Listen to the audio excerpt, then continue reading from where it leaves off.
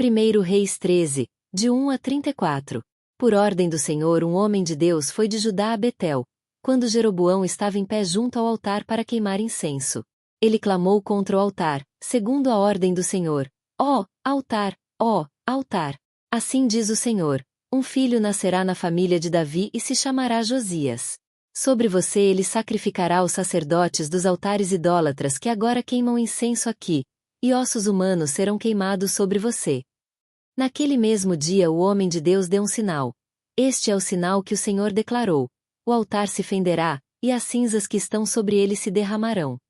Quando o rei Jeroboão ouviu o que o homem de Deus proclamava contra o altar de Betel, apontou para ele e ordenou: prendam-no. Mas o braço que ele tinha estendido ficou paralisado, e não voltava ao normal. Além disso, o altar se fendeu, e as suas cinzas se derramaram, conforme o sinal dado pelo homem de Deus por ordem do Senhor. Então o rei disse ao homem de Deus: interceda ao Senhor, o seu Deus, e ore por mim para que meu braço se recupere. O homem de Deus intercedeu ao Senhor, e o braço do rei recuperou-se e voltou ao normal. O rei disse ao homem de Deus: venha à minha casa e coma algo, e eu o recompensarei. Mas o homem de Deus respondeu ao rei: mesmo que me desse a metade dos seus bens, eu não iria com você nem comeria ou beberia nada neste lugar, pois recebi estas ordens pela palavra do Senhor: não coma pão nem beba água, nem volte pelo mesmo caminho por onde foi. Por isso, quando ele voltou, não foi pelo caminho por onde tinha vindo a Betel. Ora, havia um certo profeta, já idoso, que morava em Betel. Seus filhos lhe contaram tudo o que o homem de Deus havia feito naquele dia, e também o que ele dissera ao rei. O pai lhes perguntou: por qual caminho ele foi? E os seus filhos lhe mostraram por onde tinha ido o homem de Deus que viera de Judá. Então disse aos filhos: selem o jumento para mim. E depois de selarem o jumento, ele montou e cavalgou à procura do homem de Deus, até que o encontrou sentado embaixo da grande árvore. E lhe perguntou: você é o homem de Deus que veio de Judá?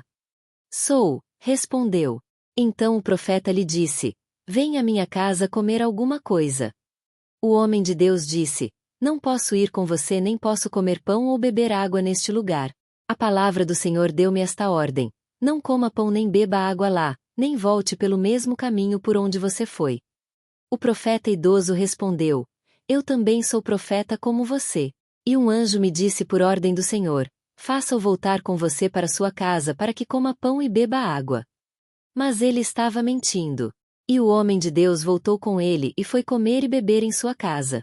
Enquanto ainda estavam sentados à mesa, a palavra do Senhor veio ao profeta idoso que o havia feito voltar e ele bradou ao homem de Deus que tinha vindo de Judá: assim diz o Senhor: você desafiou a palavra do Senhor e não obedeceu à ordem que o Senhor, o seu Deus, deu a você. Você voltou e comeu pão e bebeu água no lugar onde ele falou que não comesse nem bebesse. Por isso o seu corpo não será sepultado no túmulo dos seus antepassados. Quando o homem de Deus acabou de comer e beber, o profeta idoso selou seu jumento para ele. No caminho, um leão o atacou e o matou, e o seu corpo ficou estendido no chão, ao lado do leão e do jumento. Algumas pessoas que passaram viram um cadáver estendido ali, com o leão ao lado, e foram dar a notícia na cidade onde o profeta idoso vivia. Quando este soube disso, exclamou: é o homem de Deus que desafiou a palavra do Senhor. O Senhor o entregou ao leão, que o feriu e o matou, conforme a palavra do Senhor o tinha advertido.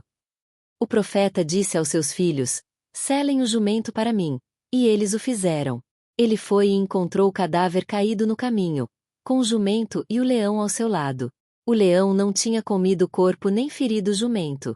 O profeta apanhou o corpo do homem de Deus, colocou-o sobre o jumento e o levou de volta para Betel, a fim de chorar por ele e sepultá-lo. Ele o pôs no seu próprio túmulo, e se lamentaram por ele, cada um exclamando: ah, meu irmão!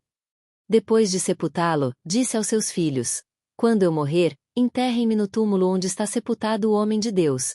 Ponham os meus ossos ao lado dos ossos dele. Pois a mensagem que declarou por ordem do Senhor contra o altar de Betel e contra todos os altares idólatras das cidades de Samaria certamente se cumprirá. Mesmo depois disso, Jeroboão não mudou o seu mau procedimento, mas continuou a nomear dentre o povo sacerdotes para os altares idólatras. Ele consagrava para esses altares todo aquele que quisesse tornar-se sacerdote. Esse foi o pecado da família de Jeroboão, que levou à sua queda e à sua eliminação da face da terra.